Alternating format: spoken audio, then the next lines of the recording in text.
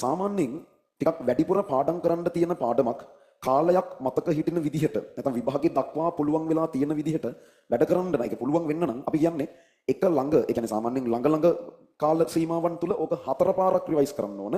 ටිකක් ඈත කාල සීමා තව දෙකකදීත් රිවයිස් වෙන්න ඕන. ඒ අරින්න අර සතිපතා පේපර්ස් හරි මොකක් හරි එකකින් ඒක නැවත මතක් වෙන්නත් ඕන. ඒකට ඒ පාඩම් කරනවා කියලා අවම වශයෙන් 6 වතාවක්වත්. ඒ කියන්නේ ළඟ 4කුයි ටිකක් තව දුරින් දෙකකුයි ඔක්කොම 6 වතාවක්වත් එක පාඩමක් මම කොහොමද කරන්න කියලා ඊළඟට කියන්න කෙරෙන්න ඕන. ඒ පාඩම සාමාන්‍යයෙන් ටිකක් සොලිඩ් විදිහට ළමයෙකුට මතක තියෙන්න නම්. ඔය ගොඩක් වෙලාවට ඕගොල්ලෝ නිකන් එකපාරක් දෙපාරක් පාඩම් කරලා මේ පාඩම් කරනවා මේ මතක නැහැ කියලා එහෙම කියන්නේ. ඒක කාටත් එහෙම තමයි. ලංකාවේ පළවෙනියා වෙන්න වැඩ කරන ළමයාටත් ඕගොල්ලන්ට වගේම පාඩම් කරන එක දවස් 3-4ක් අමතක වෙනවා. වෙනස තියෙන්නේ ඉතින් ඒ ළමයි ඒක නැවත මතක් වෙන්න සහ කාලයක් මතක හිටින්න අවශ්‍ය වාර ගන්න අවශ්‍ය විදිහට ඒක කරනවා. එහෙම නැතුව සමහරක් ළමයි පිරිසක් එකපාරක් දෙපාරක් කරලා ඊට පස්සේ සතියකින් විතර පාඩම සාමාන්‍යයෙන් ඕනෙකට අමතක වෙනවනේ. අමතක වෙන්නේ මේ බලපු එක මේ මතක නැහැ, ඊයේ බලපු එක අද මතක නැහැ කියලා ඒක අර තමන්ගේ අවුලක් කියලා හිතාගෙන ඉතින් එහාට වැඩක් කරන්න නැතුව ඉන්නවා ඉතින්. ඒක තමයි හැමෝගෙම හැටි. ඒක මිනිස්සුන්ගේ මෙමරි එක ප්‍රෝග්‍රෑම් වෙලා තියෙන විදිහ. හරි. කොහොම හරි වැඩ 4 වෙන්නේ මෙහෙමයි. මම කිව්වේ එක ළඟ වැඩ 4ක් වෙන්න ඕන ඕගොල්ලෝ ළඟ තින් කියලා. ඒ ටික වෙන්න ඕනේ මෙහෙමයි. ඒ කියන්නේ සාමාන්‍යයෙන් දැන් මිනිස්සු මොකක් හරි දෙයක් ඉගෙන ගත්තාම ඒක අමතක වෙන රටාවක් තියෙනවනේ. ඕක ජනප්‍රිය කාරණාවක්නේ. මිනිහෙකුට අමතක වෙන අනුපිළිවෙලක් තියෙනවා ටික ටික. يعني සාමාන්‍යයෙන් දැන් අද කවදා අඟහරුවක් දවසක් නේ අද ඕගොල්ලෝ මේක පාඩම් කරලා මෙතන මේක ඉගෙනගෙන 100%ක මට්ටමකට මේක හදාගත්තොත් සාමාන්‍යයෙන් අපි කියන්නේ සතියක් වගේ යනකොට ඕක 120ක විතර මට්ටමකට ඩ්‍රොප් වෙනවා. මේ මෙමරි එක වට මතක ප්‍රමාණය. ඒතර 120ක් කියලා කියන්නේ ඉතින් මොකුත් මතක නැහැ. ඉතින් එහෙම පාඩමක් කරා කියලා මතකයි. එච්චරයිනේ 120ක් කියලා කියන්නේ. සාමාන්‍ය එක ඕක තමයි. ඕක උපරිම දවස් දෙකක් වැඩි වෙන්න හරි දවස් දෙකක් අඩු වෙන්න හරි පුළුවන්. එක එකගේ ඉතින් ජානමය බලපෑම මතක. නමුත් මූලික වශයෙන් දවස් 7ද 8ද 6ද කියන එක ඇර කාරණාව ඔහොම තමයි වෙනස් වෙන්නේ. එතකොට ඕක ඔහොම වෙන එක නතර කරන්න නම් අපි කරන්න ඕනේ අර වඩාත්ම ගැළපෙන තැන්වල මේක නැවත පාඩම් කරන්න ගන්න ඕනේ. නැවත ඒ කොටස ආයෙ බලන්න ගන්න ඕනේ. වඩාත්ම ගැළපෙන තැන් කියන්නේ. දැන් අඟහරුවාදනේ අද බදාදා තියෙනවා ආයෙ බ්‍රහස්පතින්දා සිකුරාදා සෙනසුරාදා ඉරිදා සඳුදා ඊළඟ අඟහරුවාදා ඊළඟ සතිය පන්තිදී මෙලෝදියක් බෑ. එහෙම නෙන්නේ සාමාන්‍යයෙන් ඉතින්. හරි. එතකොට දැන් ඕගොල්ලෝ අද ඉගෙන ගත්ත එක මම ඉනෝගනික් ඇතුලේ ඔයාලා කරන්න ඕන දේ කියන්නේ මේක කෙමිස්ට්‍රි නෙවෙයි ඕනම සබ්ජෙක්ට් එකකට ඇප්ලයි කරගන්න පුළුවන්. විශේෂයෙන්ම ටිකක් වැඩිපුර පාඩම් කරන්න තියෙන තැන්වලදී. හරි. අද අපි මේක බලලා කොහොම හරි 100%ක් මතක තියාගෙන පන්ති ඇතුලේ එහෙම 100%ක් මතක හිටින්න ගන්න නැහැ. නමුත් 80ක් 90ක් දුරට අපි මේක පන්තියේම පුළුවන් වෙන විදිහට නිකන් අන්තිමට මම කොහොමත් අහනවා මේ ටෙලිග්‍රෑම් channel එකේ මැසේජ් එකක් දානවා. අද වැඩේ ඒ කියන්නේ මම කියනවනේ මේක මේ පන්තිය ඇතුලේ මතක හිටින්න අපි මේක කරනවා. දැන් ඒතර එහෙම කතන්දරයක් කියනවනේ මේකත් එක්ක. අවසානට මම මැසේජ් එකක් දානවා channel එකට. ඒක එහෙම වුණාද කියලා ඕගොල්ලන්ට පුළුවන් විවෘත අදහසක් දක්වන්න.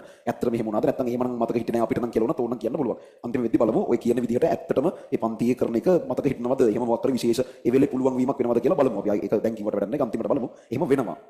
ඒතර ඕගොල්ලෝ පළවෙනි දේ මම කියවර එක ළඟ 4 පාරක් බලන කතන්දරයක්. පළවෙනි දේ අද හවස, ඒ අද නිදා ගන්න කලින් කීයට හරි අද ඔය ඉගෙන ගත්ත ටික නැවත කොහොමද බලන්න ඕනේ. ඒක අදම කරන්න ඕනේ. මොකද ඒක අද කරොත් ඔකට පැය භාගයක් විතර යන්නේ මේ වැඩේට. හැබැයි ඔක අද කරන්නේ නැතුව ඕගොල්ලෝ තව දවසක් දෙකක් ගිහිල්ලා කරන්න ගියොත් කියපුවා ටිකක් අමතක වෙලා නිසා ආයෙ මතක් කරගන්න පැය 2-3ක් යනවා. එකම වැඩේ පැය භාගෙන් කරන්න පුළුවන් අද කරොත් පැය 2-3ක් යනවා දවස් 2-3කින් කරොත්. 4-5 ගුණයක කාලේ නාස්තියක් වෙනවා. ඔයා කොහොම හරි කම්මැලි වෙන්නේ නැති කෙනෙක්. කම්මැලි වෙලා ඔක පන්න ගත්තොත් 4-5 ගුණයක කාලේ නාස්තියක් වෙනවා. මොන හරි විදිහකට ඒක අදම කොහොම හරි කරගත්තා නම් මාර අඩු වෙලාවක් තුළ ඒ එකම දේ කරනවා. ඒ හින්දා ඒක අනිවාර්යෙන් අද බලන්න ඕන ඒක එක. ඊට පස්සේ තමයි හෙට වෙනකොට සෑහෙන ප්‍රමාණයක් අඩු වෙනවා. ඒක දවසින් සෑහෙන ප්‍රමාණයක් අඩු වෙනවා. එන්න බෑවම අඩු වීමක් නෙවෙන්නේ. මුල් ටිකේ තමයි හොඳටම අඩු වෙන්නේ. මතක ප්‍රමාණය. ඒ හින්දා දෙවනි දවසේ අපි ආයෙම සැරයක් දැන් දෙවෙනි දවසේදී මෙතෙන් විතර බහැලා. දෙවෙනි දවසේ අපි මේක ආයෙම සැරයක් 100% කියන මට්ටමට ගන්න නැවත පාඩම් කරන්න ඕන. ආයෙ බලන්න ඕන. ඒක කොහොමද ඒක කරන්න කියලා මම කියන්නම්. එතකොට මේ කර්ව් එක යන්නේ නැහැ මේක. ආයෙ අපි 100ට ගන්න හින්දා ආයෙ අලුත් කර්ව් එක තමයි යන්නේ. දැන් හිතන්නකෝ ආයෙ කවදාවත් බැලුවේ නැහැ කියන හැබැයි දැන් 100ට 20ට උඩින් මේක නියත වෙනවා. සාමාන්‍යයෙන් 130 වගේ ලෙවල් එකකින් මේක නියත වෙනවා. දැන් මෙතනින් එහාට ආයෙ කවදාවත් බැලුවේ නැත්නම් මේක 130න් වගේ. කියන්නේ බෑවුම කොහොම ගිහිල්ලා සමාන්තර වගේ මට්ටමකට එනවනේ. දැන් කලින් වතාවේ මේ හරියෙන් නතර වෙන්න ගියප එක දැන් නතර වෙන්නේ මේ හරිය. ඒ බෑවුම තව ටිකකින් නියත වෙනවා ඉතින්. එහෙමයි යන්නේ. ඊට පස්සේ අපි ආයෙ එතකොට අද බැලුවා හෙට බැලුවා. ඊට පස්සේ එක දවසක් ඇරලා ඊළඟ දවසේ ඒ වෙනකොට දැන් අපි අලුත් කර්ව් එකේ නංගිනේ මෙතෙන්ට බහැලා. අපි ආයෙ එක අප් කරන උඩටම 100ම ගන්නවා. දැන් ආයෙ මේ කර්ව් එකේ යන්නෙත් නෑ ඒක.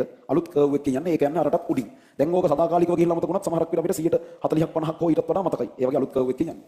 ඊට පස්සේ දවස් දෙකක් ඇරලා ඊළඟට එන දවසේ. ඒ කියන්නේ ඊළඟ සතියේ පන්තියට කලින් දවසේ ආයෙ අපි මේක බලන්න ඕන. දැන් ආයෙ ඊටත් වඩා අඩු කර්ව් එකකින් තමයි ඔක එතනින් එහාට යන්නේ. එතකොට දැන් ඔහොම ගිහිල්ලා සාමාන්‍යයෙන් සතියක් විතර ගිහිල්ලා බැලුවත් සාමාන්‍යයෙන් අපි ඉගෙන ගත්ත එකෙන් 180ක් 85ක් දුරටවත් අපිට මතක හිටලා තියෙනවා.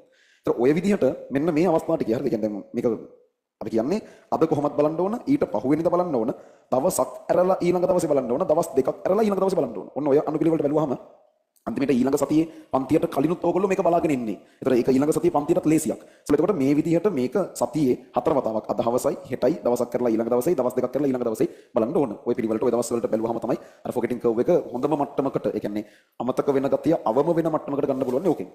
ඊට පස්සේ තව මම කිව්වා දැන් මේක දැන් එක සතිය ඇතුළේනේ. එතකොට එක ළඟ 4 පාරක් රිවයිස් කරා. මේ දවසේ මේකයි ඉතුරු තුනයි ඔක්කොම 4ක් රිවයිස් කරා.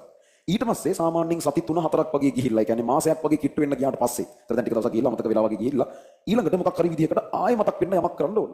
ඊළඟට එතන ඉදනුත් තව මාසයක් වගේ ගියාට පස්සේ ඒක ආයෙත් මතක් වෙන්න ආයෙ මොකක් හරි කරන්නත් ඕන. මේ මොකක් හරි කියලා මොකද්ද කරන්න කියලා කියන්නම්. එහෙම කොහොම හරි මෙතන එකයි මාසෙකින් එකයි තව මාසෙකින් එකයි වගේ යන්න ඕන. සහ ඒ අරුණාම ඔයගොල්ලෝ කොහොමද සතියකට පේපර් එක ගානේ කරනවනේ. ඒ පේපර් වලුත් කොහොමද ඉනෝගනික් වලින් ප්‍රශ්න නම් මනම් ඇහෙනවා. ඒ ඇහෙනකොට Tamanට අමතක දෙයක් මොකක් හරි නෝට් වුණොත් ආයෙ නෝට් පෙරලා ඒව පොඩ්ඩක් බලන්නත් ඕන. ඔය විදිහට ඒ වැඩ ටිකත් එක්ක ගියේ නැත්නම් මේ වගේ පාඩමක් එහෙම නිකන් ලේසියෙන් පුළුවන් වෙන්නේ නැහැ. ඒක එහෙම පුළුවන් නම් හැමෝම කරනවනේ. ඉතින් එහෙම හැමෝටම ඒක කරගන්න පුළුවන් වෙන්නේ නැත්තේ ඒකට වෙනම එෆර්ට් එකක් දෙන්න ඕන නිසා. හරි.